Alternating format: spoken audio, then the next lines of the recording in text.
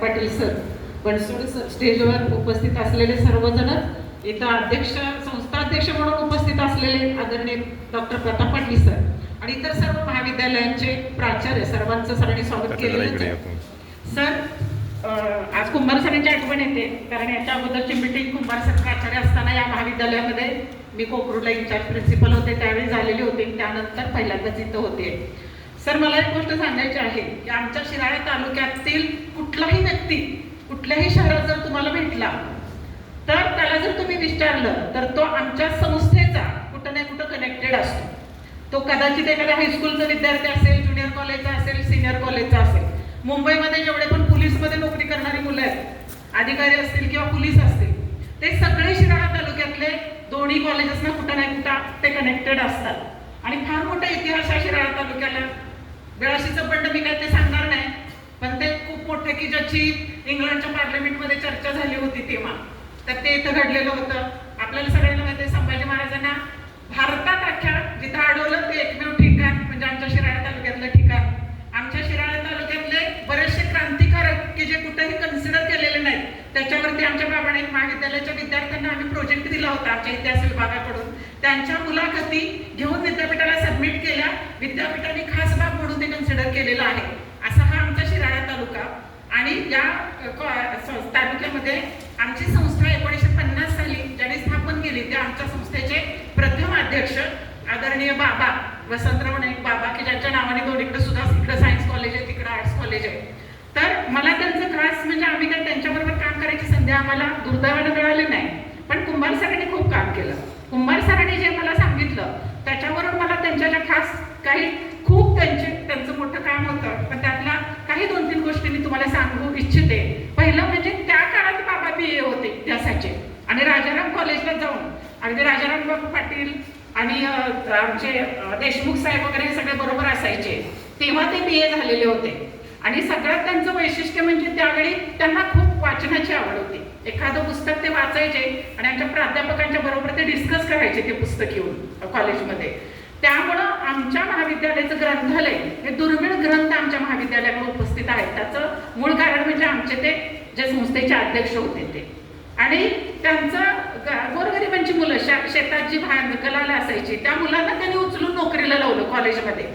आणि खरं नेता काय असावा की ज्यांनी फक्त द्यायचं माहिती आहे त्यांना, त्याच्या बदल्यात परत काहीतरी मिळावं ही अपेक्षा न करता, हे समाजातले खरे नेते त्या काळात होते की ज्यांनी कुठल्याही अपेक्षा कोणाकडून न करता ते काम केलं. त्यानंतरच्या काळात आमचे आदरणीय ॲडव्होकेट भगतसिंग नाईक नाना अध्यक्ष झाले, त्यांच्याबरोबर खूप काम करायची संधी आम्हाला मिळाली. नानांचं वैशिष्ट्य म्हणजे पंक्च्युअलिटी. ज्या जी वेळ दिल्या त्याच्या 5 मिनिट आधी ते कुठेही उपस्थित असणार. किंवा दुसरी गोष्ट म्हणजे की शिस्तीच्या बाबतीमध्ये ते एकदम परफेक्ट, की व्यवस्थित शिस्त पाहिजे आणि रिस्पेक्ट देणं त्यांच्याकडून शिकावं. अगदी CHBचे सुद्धा प्राध्यापक कितीतरी त्यांच्या मुलांच्या वयाचे जरी प्राध्यापक असले तरी त्यांना अगदी रिस्पेक्टफुली आदराने आहोजाहोज ते बोलवणार आणि अतिशय रिस्पेक्टफुली सगळ्यांना ट्रीट करणार असे ते होते. कुठल्याही कामाच्या बाबतीत चांगलं काम करताना नेहमी ते पाठीशी उभा असायचे. त्यांचा उत्साह खूप मोठा होता. त्यामुळं आमचे नॉन ग्रँटेबल कॉलेजेस एवढ्या अडचणीतून सुद्धा असताना ते आम्ही ग्रँटेबल करू शकलो, हे सगळ्यात महत्त्वाचं. त्यानंतर प्राचार्य संघटनेबद्दल मी बोलेन, कारण माझा संबंध प्राचार्य संघटनेशी 21 वर्षाचा आहे. आता बरेचसे प्राचार्यांनी फक्त आपण 5 वर्षाचा टेन्युअर आल्यामुळं 5 वर्षानंतर बरेच जण बदललेले दिसतात. माझं महाराष्ट्रातलं शेवटचं सिलेक्शन आहे की जे रिटायरमेंटपर्यंत प्राचार्य, आणि दुसरी गोष्ट 10 वर्षाच्या एक्सपिरियन्सवर झालेलं प्राचार्य, हे पण मी शेवटचे आहे महाराष्ट्रातले. त्यामुळं मला खूप वर्ष प्राचार्य संघटनेबरोबर काम करायला मिळालं. आणि संघटनेचे योगदान काय आहे हे मला मुद्दामून सांगायचं आहे, कारण मी इथं 10 वर्ष प्राचार्य होते. शिराळ्याला अगोदर कोकरूडला 6 वर्ष इन्चार्ज होते. नंतर माझं इथं सिलेक्शन झालं, इथं 10 वर्ष काम केलं. आता परत मी तिथं जवळजवळ 5-6 वर्ष कोकरूडला काम करते.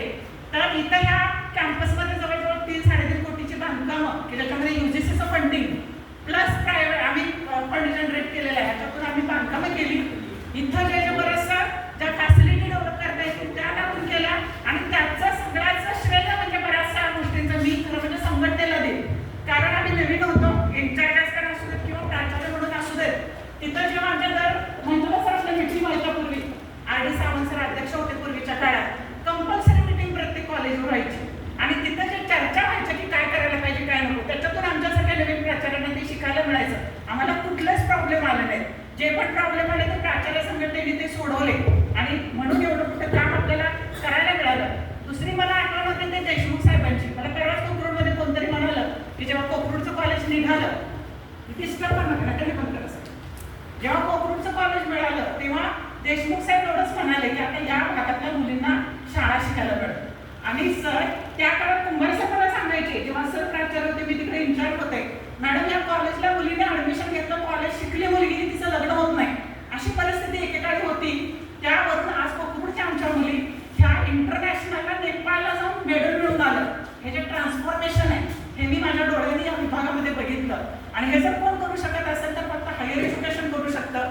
आणि ही जी आमच्या संस्थेची जी संस्थापक लोक आहेत की ज्यांना खरंच की आता बाबा आमचे उपाध्यक्ष आहेत, आता एक तोडा ते, तर ते अगदी यांचं म्हणजे दादा असू देत किंवा बाबा असू देत नंतरच्या काळामध्ये ते आले, तर त्यांच्या रक्तामध्ये समाजकारण आहे. त्याच्यामुळे अगदी लहान असल्यापासून ते समाजात असतात, समाजात मिसळतात, समाजाचे प्रॉब्लेम सोडवायचे. कधी कधी ऍडमिनिस्ट्रेटर म्हणून आमचे त्यांचे क्लासेस पण होतात, कारण त्यांना मुलांना न्याय द्यायचा असतो, समाजाला न्याय द्यायचा असतो. आमच्या नियमात कधी कधी ते बसत नाही असं पण होतं, पण त्यांनी त्यांचे प्रयत्न कधीच सोडत नाहीत. आणि त्याचीच परिणिती म्हणून आज आमच्या संस्थेचे उपाध्यक्ष बाबा हे आज नगराध्यक्ष आहेत आपल्या इथं.